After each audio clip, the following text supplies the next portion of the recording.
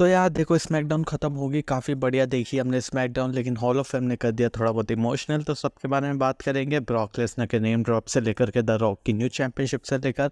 तो चलो वीडियो को लाइक चैनल को सब्सक्राइब जरूर कर दो। देखो होता क्या ना, स्मैकडाउन की आप कह सकते हो जो मेन हाईलाइट होती है वो होते हैं कहीं ना कहीं यूनाइटेड स्टेट्स चैंपियनशिप का एक सेगमेंट, जहाँ पे हमें दिखता था केविन ओवन शो पे आते हैं, रैंडी ऑर्टन, ये लोग थोड़ी बुराइयाँ करते हैं लोगन पॉल की मिल के, मतलब दोनों साथ में। और वहाँ से हमें दिखता है कि कनेक्ट होते हैं हमारे लोगन पॉल स्टेडियम से डायरेक्ट, जहाँ पे रेसलमेनिया होनी है, वहाँ से वो लोग बोलते हैं कि भाई तुम वहाँ कहाँ फंसे हुए हो, मैं तो यहाँ आ चुका हूँ, ये वो। उसके बाद हम थोड़ी देर बाद देखते हैं कि गोल्फ कार्ट में पीछा कर रहे होते हैं, मतलब जा रहे होते हैं वो स्टेडियम की तरफ।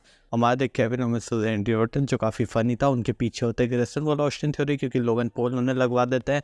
बाकी हाँ, लोगन पॉल घूम के आ जाते हैं स्मैकडाउन में। वो कहते हैं कि भाई नहीं तो मैंने रेसलमेनिया ही बेच दिया, मैं कितना समझदार हूँ, मैं यहाँ आ गया। लेकिन साइड में से हमें पता लगता है रैंडी ऑर्टन आके जब आके वो लगा देते हैं लोगन पॉल को कि असलियत में समझदार शायद Randy Orton and Kevin Owens ही थे। तो हाँ, इस तरह से लोगों ने हाइप करने की कोशिश करी इस मैच को।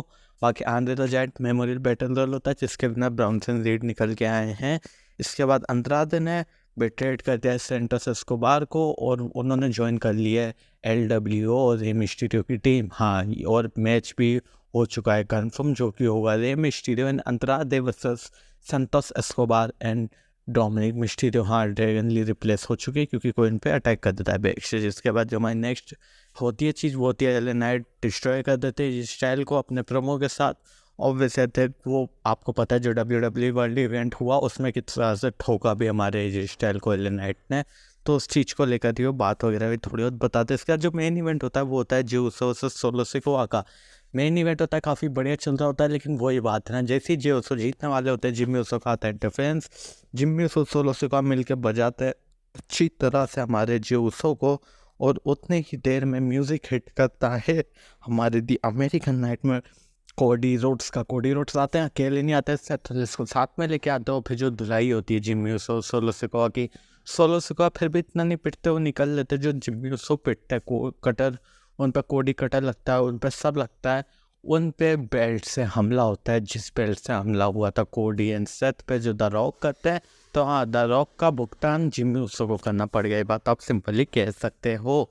इस तरह से आज की स्मैकडाउन खत्म होती है। कोडी रोड्स प्रोमो कट करते हैं एंड में कि भाई मैं जाने वाला हूँ, बनने वाला हूँ न्यू अनडिस्प्यूटेड चैंपियन। हर स्टोरी खत्म होती है ताकि नई स्टोरी चालू हो सके। इस तरह से कोडी रोड्स प्रोमो कट करके ख़त्म करते हैं आज की स्मैकडाउन। चार हॉल ऑफ फेम पे चलते देखो, हॉल ऑफ फेम होता है, सबसे पहले आते हैं रोमन रेंस, इंट्रोडक्ट करने आते हैं पॉल हेमन को। वो थोड़ा काफ़ी ज़्यादा वो होते हैं कि भाई जब मेरे पास पहले अपॉर्चुनिटी आई तो मैंने मना कर दिया था, मुझे नहीं पता इस बंदे के बारे में क्या बोलूँ मैं। इस बंदे ने सब कुछ हासिल करा, इस बंदे ने काफ़ी अच्छी सलाह दी है मुझे भी। इस बंदे ने, जब मैंने इससे पूछा था कि एक टाइम पे कि तुम मेरे मैनेजर बनोगे, तो पॉल हेमन ने मुझसे कहा था कि तुम्हें किसी की ज़रूरत नहीं है, जो तुम्हें किसी की ज़रूरत नहीं है, तुम अपने लिए खुद के लिए खुद काफ़ी हो।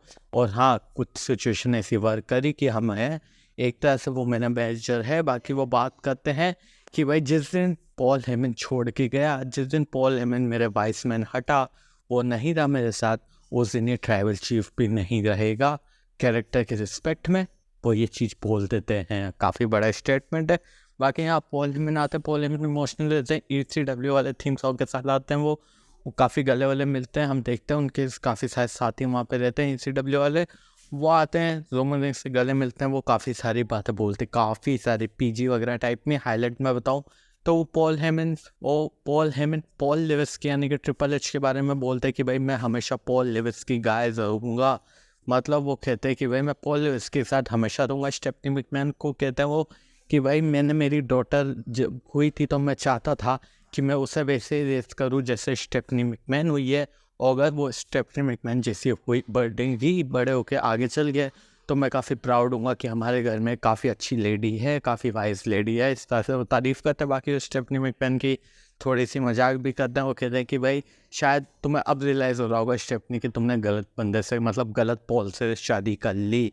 इसके बाद वो बात करते हैं किस तरह से उनके करियर में जब भी उन्हें किसी ने कैंसिल करा, वो वापस से उन्होंने कम बैक करा, उस चीज़ को बड़ा जवाब दिया। उन्होंने नेम ड्रॉप करा यहाँ पे ब्रॉक लेसनर का। वो कहते जब वो ECW से WWE से स्टार्टिंग में कैंसिल हुआ है, वो उन्होंने कम बैक करा विद 21-1। Brock Lesnar. हाँ, वो काफ़ी जोश में गए थे। उसके बाद वो कहते जब पेंडेमिक हिट करा सब अंदर गए, मैं स्मैकडाउन से कैंसिल हुआ, स्मैकडाउन के जोन से कैंसिल हुआ, फिर मैंने रिटर्न करा अपने ट्राइबल चीफ वाइसमैन के साथ। वो कहते हैं आइलैंड ऑफ रेलेवेंसी ने मुझे रेस्क्यू करा और मैं हूँ मेरे ट्राइबल चीफ के साथ। इस तरह से तारीफ सबकी करते हैं। बाकी हाँ, काफ़ी इमोशनल स्पीच रहती है उनकी, काफ़ी लोगों को थैंक्स कहते हैं और थोड़ी गाली वाली भी देते हैं, वो पे से आते हैं, वो मैं बता नहीं सकता। बाकी हाँ, वो अपना ECW वाली जैकेट वगैरह भी पहनते हैं तो काफ़ी कूल लगता है। तो इस तरह से पॉल हेमन का सेगमेंट रहता है, मैं आपको रिकमेंड करूँगा ज़रूर देखना है वो। इसके बाद और भी काफ़ी बुल नकानो रहती हैं और भी काफ़ी लोग आते हैं, लेकिन उसके बाद जो एक मेन हाईलाइटेड आते हैं वो आते हैं विंडमैन जोटेंडा, यानी कि ब्रे वाइट के फादर और उनके अंकल, वो जिन्हें इंडक्ट करने आते हैं। ब्रे वाइट के भाई बॉ डेलस और उनकी बहन माइका, वो आते हैं, वो करते हैं उन्हें इंडक्ट। वो कहते हैं कि भाई क्यों ना थोड़ी देर हम ब्रे वाइट के लिए शांत रहें, और एक तरह से हमें देखने को मिलते हैं fire flies in the house. हाँ, ये भी हमें आज के हॉल ऑफ फेम में देखने को मिल जाता है। इसके बाद हम जो अगली चीज़ देखते हैं बड़ी, वो होती है मोहम्मद अली को इंडक्ट किया जाता है हॉल ऑफ फेम में उनकी बीवी के द्वारा। हाँ, उनकी बीवी आती है, वो हॉल ऑफ फेम में इंडक्ट करती है उन्हें, और वो द रॉक को बुला के उन्हें एक चैम्पियनशिप देती है जो होती है the people's championship. The people's champion की चैम्पियनशिप वो बेल्ट उन्हें मिलती है द रॉक को। काफ़ी खुश होता है, क्राउड बू करता है, क्राउड डस्टी डस्टी कोडी कोडी बोलता है।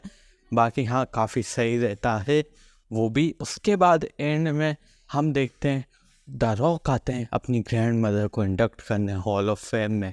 द रॉक आते हैं, द रॉक बोलते हैं कि भाई काफ़ी ज़्यादा उन्होंने इस कंपनी में अपना योगदान दिया है, जैसे जैसे फीमेल रेसलिंग बढ़ी उनका कहीं ना कहीं योगदान रहा, क्योंकि जब मेन डोमिनेट एक तरह से कंपनी थी वहाँ पे उन्होंने अपना आके झंडा गाड़ा है, तो हाँ, आप उन्हें कभी नहीं भूल सकते। बाकी वो ये भी कहते हैं कि भाई डस्टी रोड्स की तारीफ़ करते हो, लेकिन कोडी रोड्स से एक बात वो कहते हैं, और वो होती है कि भाई हमारे बीच में जो अब रह गया है वो बिजनेस नहीं है, ये पर्सनल हो चुका है, तो मुझसे बच के ना। इस तरह से द रॉक कोडी रोड्स को खेते थे वहीं पे, मतलब कोडी रोड्स के सामने ब्रेक नहीं करते वो कैरेक्टर अपना hall of fame. The rock कहते हैं कि जो भी होने वाला है अभी लेस देन 24 आवर्स में, उसमें तेरी बैंड बजेगी और वो पर्सनल है, तो जो भी होगा तैयार रहना। इस तरह से द रॉक एक तरह से वार्निंग दे देते हैं कोडी रोड्स को भी वहाँ पे। डस्टी रोड्स की थोड़ी बहुत तारीफ़ करते हैं, लेकिन आज की जो हॉल ऑफ फेम देख के पता लगता है कि भाई डस्टी रोड्स का कितना बड़ा है हाथ रहा है लोगों पे। हर कोई जो भी आता है कहीं ना कहीं, माइक रोटंडा हो, ब्रे वाइट के फादर हो, या कोई भी हो, द रॉक हो, आप मान लो पॉल हेमन हो, सब कोई ना कहीं जिक्र करता है। पॉल हेमन तो ये भी कहते हैं कि भाई मैं विश करता काश मेरे फादर यहाँ होते, और मैं विश करता हूँ काश मेरी मदर यहाँ होती, और मैं विश करता हूँ काश कोडी के फादर भी यहीं होते। डस्टी रोड्स इस तरह से सबका जिक्र करते हैं।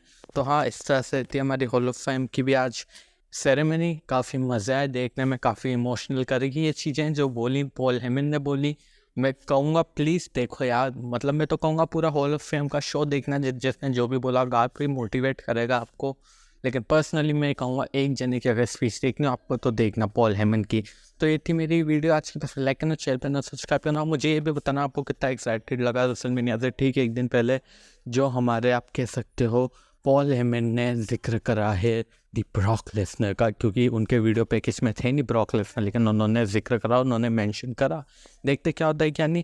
फिलहाल ये थी वीडियो, बस लाइक करना, शेयर करना, सब्सक्राइब करना। कोशिश करी पूरी तरह से एक्सप्लेन कर सकूँ स्मैकडाउन और हॉल ऑफ फेम दोनों। मैं आपसे चलता हूँ नेक्स्ट वीडियो पे। Thanks for watching, bye bye, sayonara, take care.